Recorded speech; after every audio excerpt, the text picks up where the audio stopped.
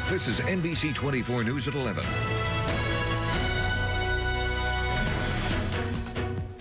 The two men who pleaded guilty in March to cheating during an Ohio fishing tournament were sentenced this week. Jacob Runyon and Chase Kaminsky will serve 10 days in jail for stuffing lead weights into their fish during the tournament on Lake Erie last fall.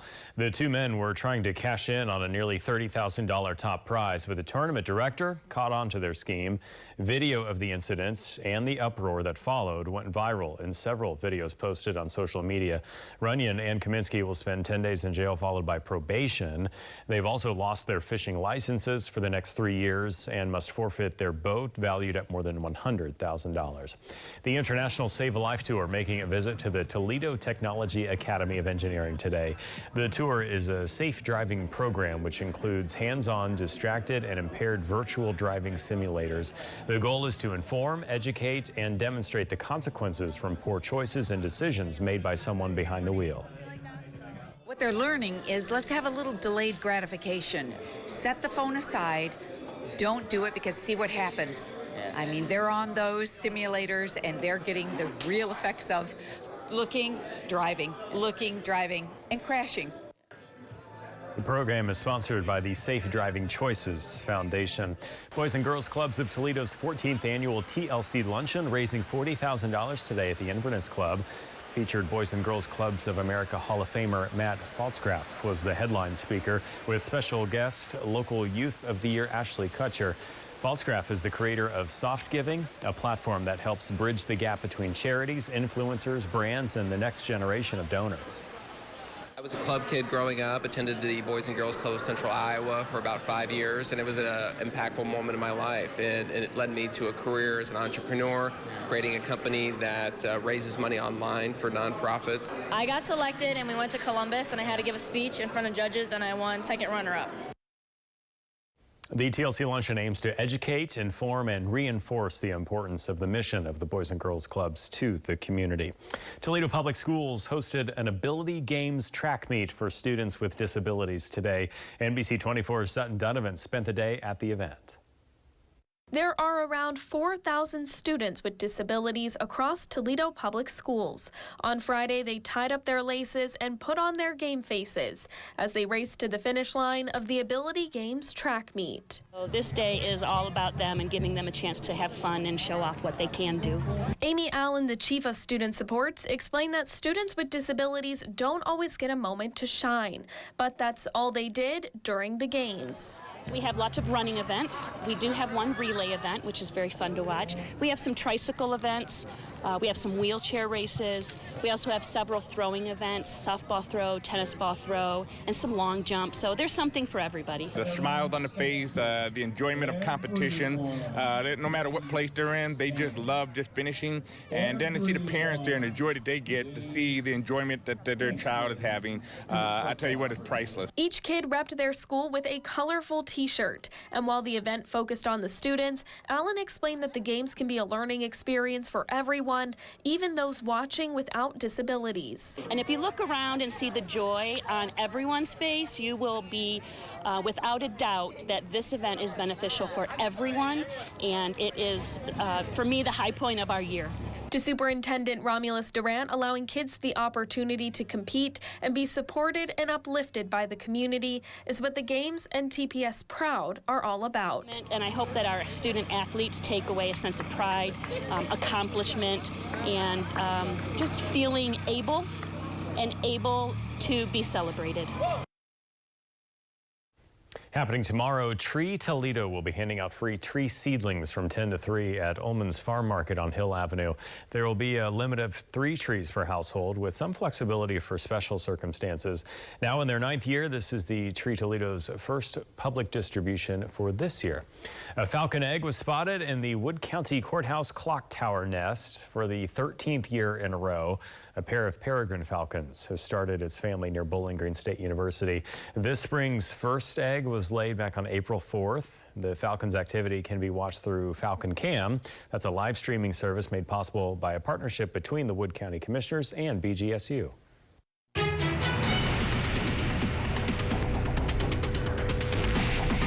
We've had a lot of cloud cover for much of the day. We're seeing some showers starting to work in as we head into the overnight, especially southwest of Toledo out to areas like Findlay, Ottawa, back through Paulding and Van Wert.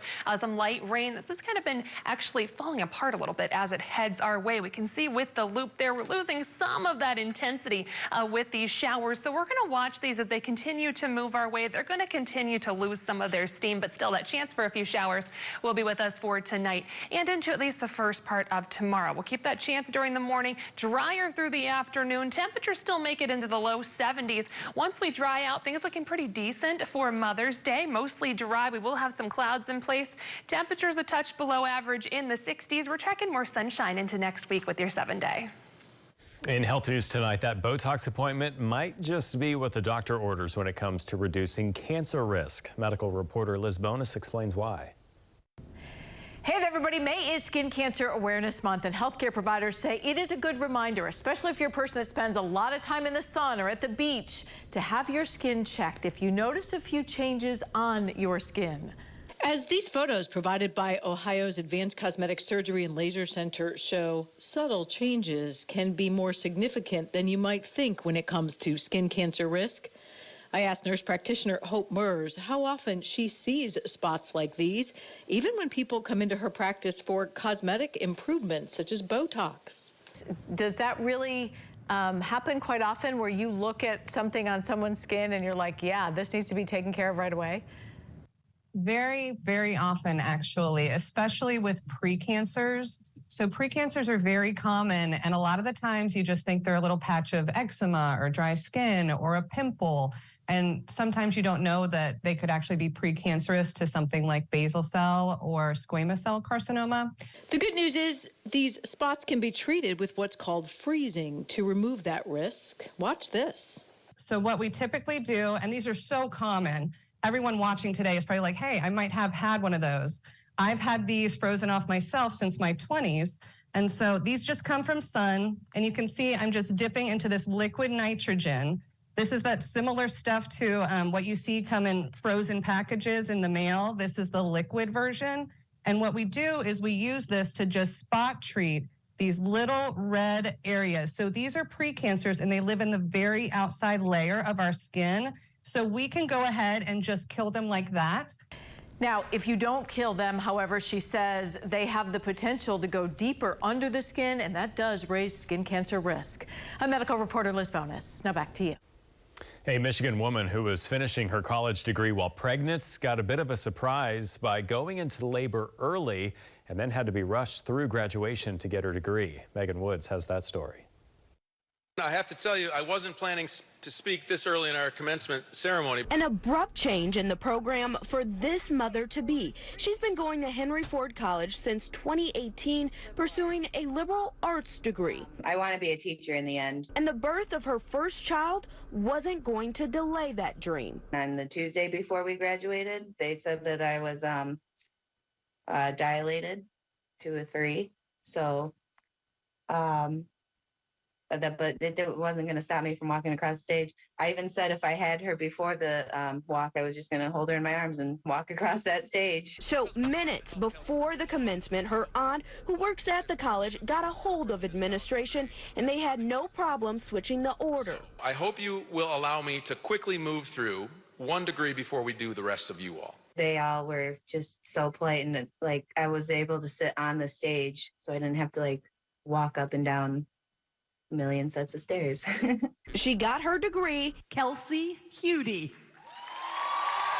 and a story she will never get tired of telling her baby girl. I don't really like to make a big show about things, but I figured since they were making a big show about it, I have to finish it. I just had to show it off. Like, I finally did it. We finally did it.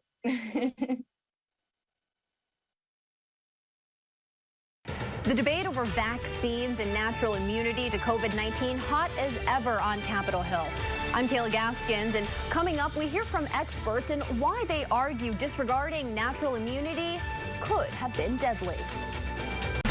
You're watching NBC 24 News at 11 with Juliana Verfari, Aaron Leedy, and meteorologist Jessica Van Meter. Live, this is NBC 24 News at 11. 3 years into the COVID-19 pandemic, and debate over vaccines and natural immunity are still causing division between Democrats and Republicans as they analyze the nation's pandemic response. National correspondent Kayla Gaskins reports from Capitol Hill.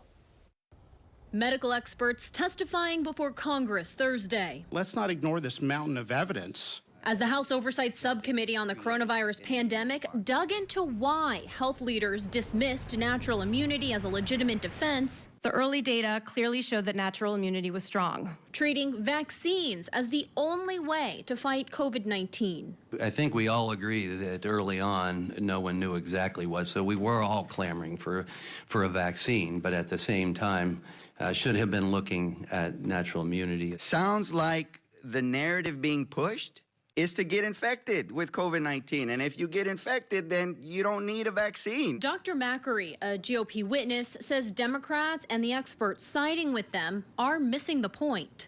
I don't like the conversation framed around all or nothing, entirely relying on natural immunity. Doctors custom tailor treatments all the time. This all or nothing cult around vaccine. The GOP witnesses say this approach caused real harm. It also caused needless loss of life as vaccines were given to essential workers with natural immunity instead of being prioritized for the elderly.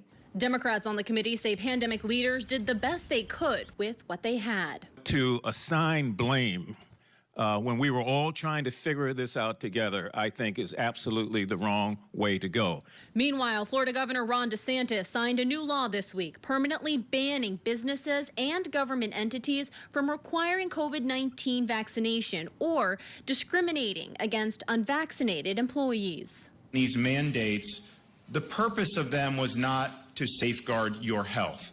The purpose of them was to control your behavior. Democrats worry this current investigation will increase vaccine hesitancy, while Republicans say it's crucial to understand what happened so lawmakers can do better in the future.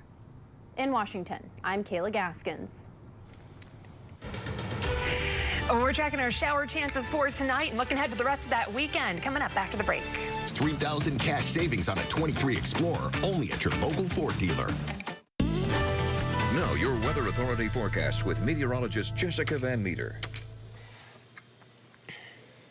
Well, not quite as sunny out there today. We had some more clouds in the mix. Generally dry for most of the daytime hours, certainly through the morning and afternoon, but those additional clouds definitely noticeable. Our temperature is still pretty decent for today. Those clouds eventually leading to the chance for some showers later tonight and into tomorrow morning. If you got plans to head to Cedar Point tomorrow, it's not opening weekend, but it's certainly going to be a decent enough weekend out there. Right along the lakeshore, we'll see just a chance for an isolated shower in the morning, and then we're looking much drier as we go through the day. We'll keep the cloud cover around. Temperatures, especially right along Lake Erie, so out towards areas like Cedar Point, stuck in the 60s as we go through the daytime hours. Now, as we get into tomorrow and beyond, those temperatures are going to be closer to and below average for this time of year. Today, very warm despite that additional cloud cover. 82 degrees this afternoon, second day in a row, topping out in the 80s. Average is low 70s, so we're going to get closer to that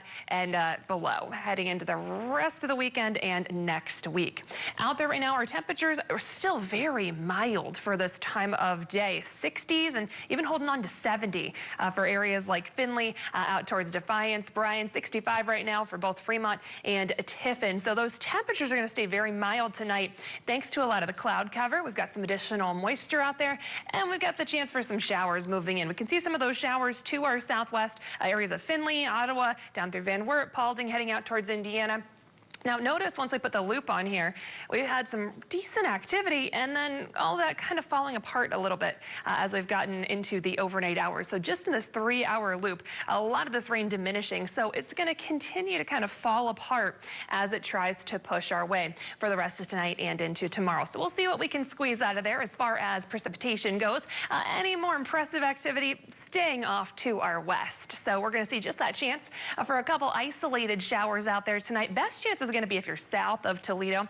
That's going to go for tonight and into tomorrow morning as well. So a few isolated showers as we start the day tomorrow. Those are going to dissipate pretty quickly, and then we're drier into the second part of the day. We'll still keep a good deal of cloud cover around, and temperatures are going to be about 10 degrees cooler. We'll top out in the 60s, 70s if you're away from the lake. cooler along the lakeshore, as has been our trend. Heading into Mother's Day, we'll still see a decent amount of cloud cover, but we are looking mostly dry. We start the day off in the 50s, 60s through the afternoon. Once again, a little cool along the lakeshore. We'll keep that northeast breeze in play for both Saturday and Sunday. Those clouds will eventually work on clearing into Monday. Monday's going to be a nice sunny day for us, just in time to start back into the work and school week. With that sunshine, we'll get temperatures back into the low 70s. As we get into the rest of next week, some nice sunshine through the middle part of the week with temperatures 60s, low 70s. And then we get just a little bit warmer with the chance for showers returning by a week from today, Aaron.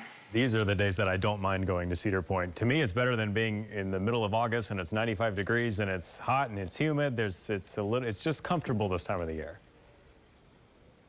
It's just comfortable. It's more tolerable. Yeah, 70s, low 80s, low humidity. It's a lot more comfortable, especially at a place like Cedar Point where you're moving around a lot. A decent weekend heading our way. And then, of course, we'll wait until Monday to get that sunshine back into the picture. All right, Jessica, thanks. I'm Angela Brown in Washington, D.C.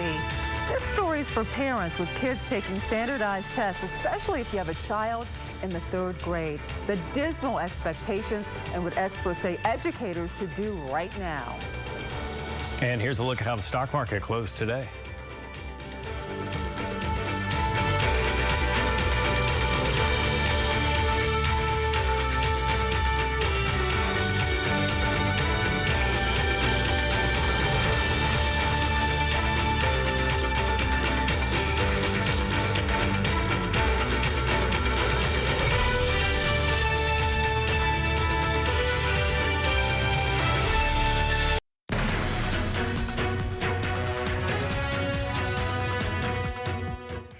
We are going to see the chance for a couple isolated showers as we go through the overnight and into tomorrow morning, especially if you're south of the Toledo area. We'll see that shower chance just for the morning hours, and then we'll dry out through the afternoon. We will keep the cloud cover around. Temperatures not going to drop too far. We'll start off in the low 60s tomorrow, make it into the low 70s through the afternoon. It's going to be much cooler if you're right along Lake Erie. We will have a northeasterly breeze in play as we go through the day. We'll keep that northeasterly wind in place heading into Mother's Day. Mother's Day should be pretty decent for us. We're looking mostly dry. Some cloud cover will be with us, but again, should be dry and decent for your outdoor plans. Temperatures will be a touch below average. We'll make it into the mid 60s through the afternoon. Cooler along the lakeshore areas. We are going to see some sunshine returning as we get into Monday and the first part of the new work and school week. We'll keep temperatures right around or below average all the way through midweek, Aaron. And Jessica, I'd be remiss if I didn't say this. It has been such an honor. It's been such a joy working with you. You're fantastic at what you do. Everybody in that building, it's just been a great 3 years. It's been quite a ride. Past 3 years for you, I think 4 years for me at this point. It's been great being back home and getting to see my family and friends more often and being close to Lake Erie, which is fantastic and so much fun working with all of you. Yeah, all right. Best of luck to you. Well, that is your local news at 11 for the final time. Thank you all so much for watching. The Tonight Show with Jimmy Fallon is coming your way next.